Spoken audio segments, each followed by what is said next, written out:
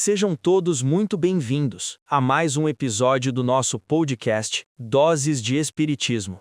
Que a paz e a serenidade nos encontrem onde estivermos. Sou Pedro e tenho a alegria de estar novamente com minha amiga Ana para desvendarmos juntos os ensinamentos da doutrina espírita.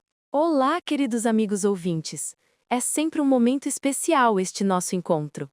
No último episódio, falamos sobre os limites do nosso conhecimento, e hoje sinto que vamos aprofundar em algo que está na base de tudo: espírito e matéria. Hoje vamos conversar sobre os dois elementos gerais do universo, o que são e como interagem. Para isso, vamos mergulhar nas questões 21 a 28 de O Livro dos Espíritos. A primeira pergunta, de número 21, já nos lança em um grande mistério. A matéria existe desde toda a eternidade, como Deus, ou foi criada por Ele em dado momento? A resposta dos espíritos é humilde, mas nos dá uma pista fundamental. Só Deus o sabe. Há uma coisa, todavia, que a razão vos deve indicar. É que Deus, modelo de amor e caridade, nunca esteve inativo. Por mais distante que logreis figurar o início de sua ação, podereis concebê-lo ocioso, um momento que seja. Que pensamento lindo, Pedro! Não sabemos o quando, mas sabemos o porquê. A ideia de um Deus que nunca esteve inativo muda tudo. É como pensar no Sol. Não conseguimos imaginar o Sol sem luz e calor. A ação de criar, de amar, de manter o universo é a própria natureza de Deus. Assim como brilhar é a natureza do Sol. Exatamente. Passamos da imagem de um Criador que fez o mundo e depois descansou, para de uma força criadora em perpétua atividade amorosa. Agora, vamos tentar definir um desses elementos, a matéria. A pergunta 22 questiona: define-se geralmente a matéria como sendo o que tem extensão, o que é capaz de nos impressionar os sentidos, o que é impenetrável. São exatas essas definições? Os espíritos nos respondem: do vosso ponto de vista, elas o são, porque não falais senão do que conheceis. Mas a matéria existe em estados que ignorais.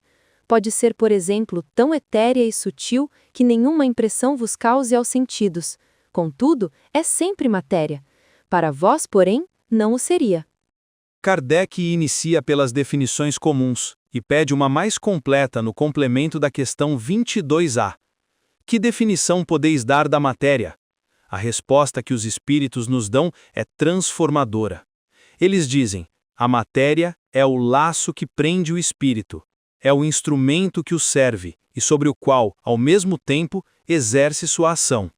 Nossa, isso muda a perspectiva. Muitas vezes a gente pensa na matéria como uma prisão, algo pesado que nos limita.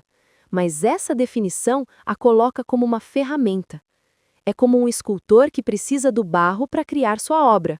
O barro limita os movimentos, mas é o único meio pelo qual a sua arte pode tomar forma.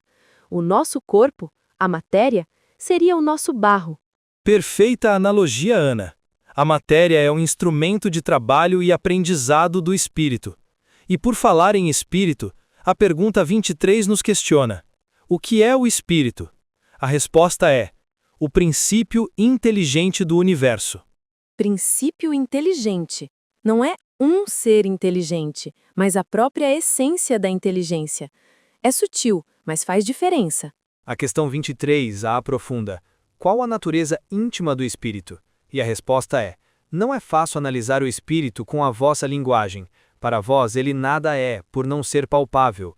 Para nós, entretanto, é alguma coisa. Ficai sabendo, coisa nenhuma é o nada, e o nada não existe. Isso vai de encontro com a questão 24. O espírito é sinônimo de inteligência? A resposta dos espíritos é: a inteligência é um atributo essencial do espírito. Inteligência e espírito, porém, se confundem num princípio comum, de sorte que para vós são a mesma coisa.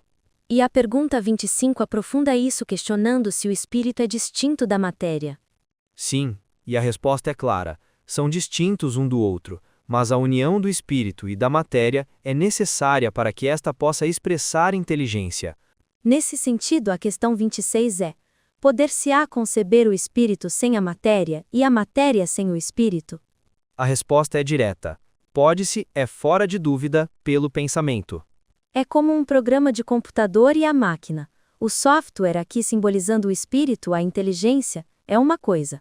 O hardware, o computador, a matéria, é outra. Pelo pensamento podemos imaginar um sem o outro, mas no plano da manifestação, um não existe sem o outro. O programa mais genial do mundo não faz nada sem uma máquina para rodá-lo, e a máquina mais potente é só um monte de metal inútil sem um programa para lhe dar função. Excelente! Sua analogia nos leva ao cerne da questão que é apresentada na pergunta de número 27. Há então dois elementos gerais do universo? A matéria e o espírito? A resposta organiza tudo o que vimos até aqui. Sim, e acima de tudo, Deus, o Criador. Deus, espírito e matéria constituem o princípio de tudo o que existe, a Trindade universal. Mas eles adicionam um elemento novo e fascinante. Uma trindade universal. Deus, o Criador, o Espírito, princípio inteligente, e a matéria, instrumento. Mas qual é o elemento novo? É o fluido universal. Os espíritos explicam que a matéria, como a conhecemos, é grosseira demais para que o espírito, sutil por natureza, possa atuar diretamente sobre ela. O fluido universal é o intermediário, o adaptador, que conecta os dois. Um intermediário. Como se fosse um tradutor entre duas pessoas que falam línguas diferentes. O espírito fala uma língua.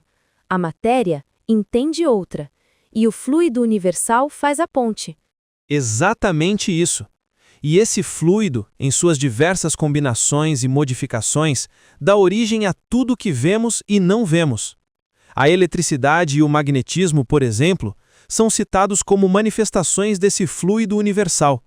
Ele é a matéria em um estado muito mais sutil e puro, o elo perdido entre o pensamento e a ação no mundo físico. Isso é incrível. Preenche uma lacuna. Então a base de tudo é Deus, o Criador.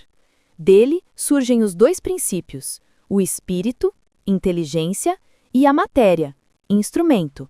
E para que os dois possam interagir, existe esse intermediário, o fluido universal. Essa é uma resumida da questão 27. Recomendamos a quem nos assiste a leitura dessas questões na íntegra. A questão 28 até sugere outros nomes, como matéria inerte e matéria inteligente. Mas os espíritos nos lembram que os nomes importam menos que a compreensão do conceito.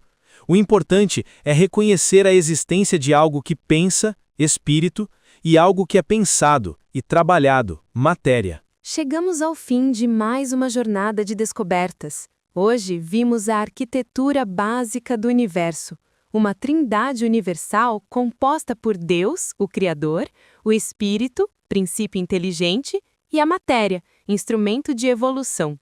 E, conectando tudo, o fluido universal, o sopro vital que permite à inteligência animar a forma. Entender essa estrutura nos ajuda a ver o mundo de uma forma mais profunda. Não somos apenas um corpo, nem apenas um espírito, mas uma união sagrada dos dois, atuando no grande palco da criação. Como essa visão ressoa em você? Conte para nós nos comentários. Sua participação enriquece nosso estudo. Se esta conversa te ajudou a entender, não deixe de curtir e compartilhar. Ajude estas doses de conhecimento a fortalecerem outros corações. Muita paz a todos. Até o próximo encontro.